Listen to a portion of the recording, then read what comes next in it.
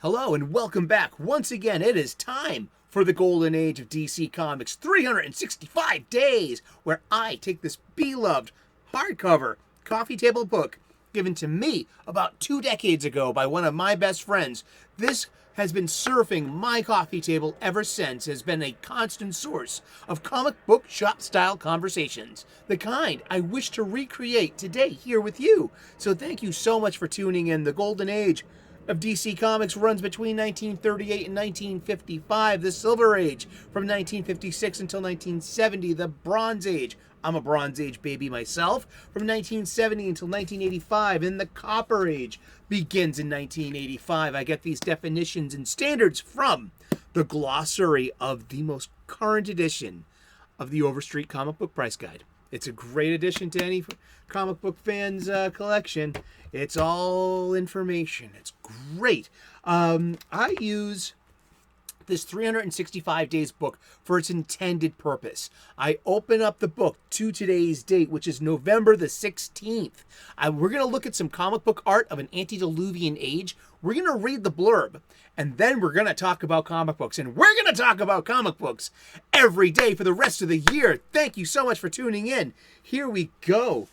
Awesome, and I hope you're having a great day and that you're clobbering your problems and not being clobbered by them. November 16th, art by Hal Sherman from StarSpangled Comics number 59, August of 1946. It's the Great Disappearing Act. It looks like from the cover of, or maybe the first splash page.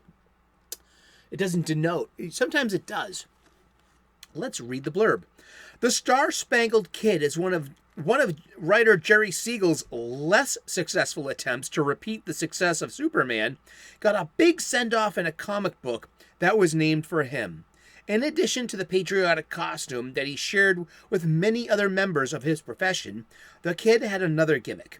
He was a little guy whose sidekick, Stripesy, was the tough member of the duo. Billed as America's comrades in combat, they never really caught on, and a surprising succession of characters took the top spot in Star-Spangled Comics, including the Newsboy Legion, solo adventures of Batman's buddy Robin, the Frontiersman Tomahawk, and ultimately the Ghost Breaker. Indeed, there we are. That's the Star-Spangled Kid. He's a teenage superhero. And that's Stripesy, the adult sidekick. So it was a play on the traditional, or it wasn't traditional back then. It was all brand new.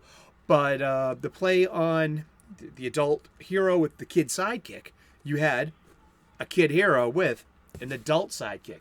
We're going to read from the wiki. Yeah, we're going to do it.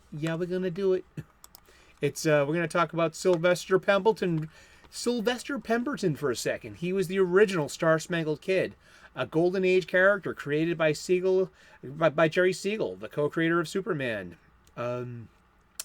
He became the Star-Spangled Kid in order to battle Nazism during World War II. He was unique that he was a kid superhero who had an adult sidekick, Stripesy, a.k.a. Pat Duggan. Both he and Duggan were superb acrobats, along with having sufficient training in hand-to-hand combat. But the pair regularly bickered about which one of them should get top billing. He was, later on, in Sylvester Pemberton changed his name to Skyman in the Bronze Age and led Infinity Incorporated. And he was killed when he was killed by Harlequin the Third. He was killed. I forgot about that. Oh, that's right. Harlequin 3 made Solomon Grundy touch Pemberton with Mr. Bones' hands. Mr. Bones' cyanide touch killed him instantly. This is true. But I wanted to focus a bit today on Stripesy. Who is Stripesy? And Stripesy is he's changed a few times over the years, of course, but I mean, Stripes is there. His first appearance was in Star-Spangled Comics number 1. This is October of 1941, and they're a member of the Seven Soldiers of Victory and the All-Star Squadron, and that was a Bronze Age conceit as well.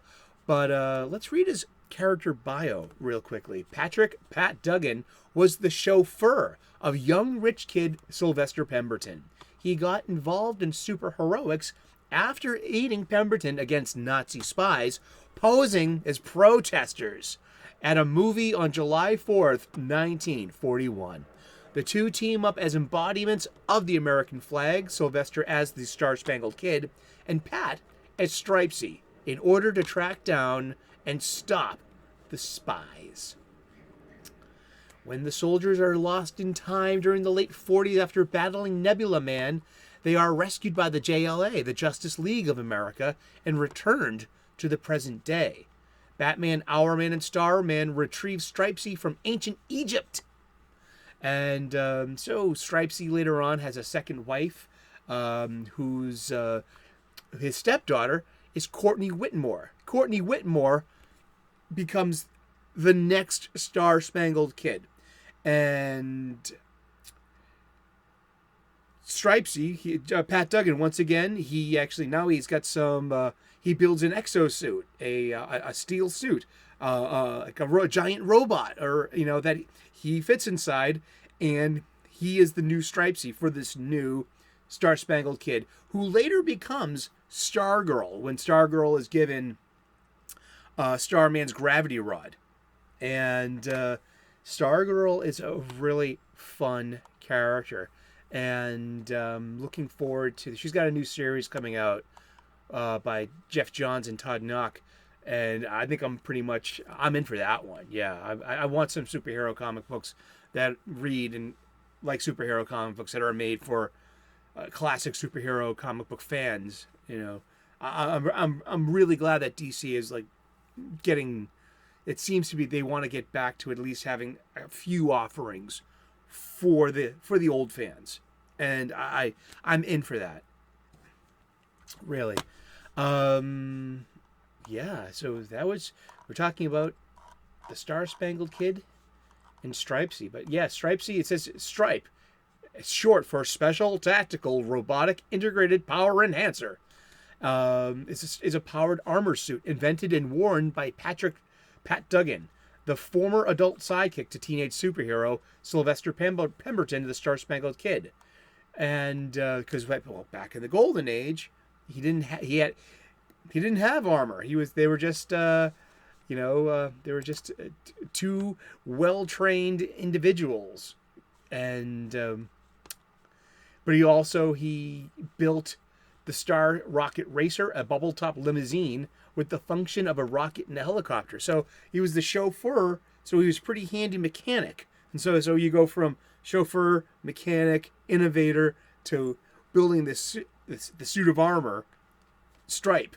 And yeah, that's pretty cool. Well, cool. Well, thank you so much for tuning in today. It's a slow news day. We're going to keep it short.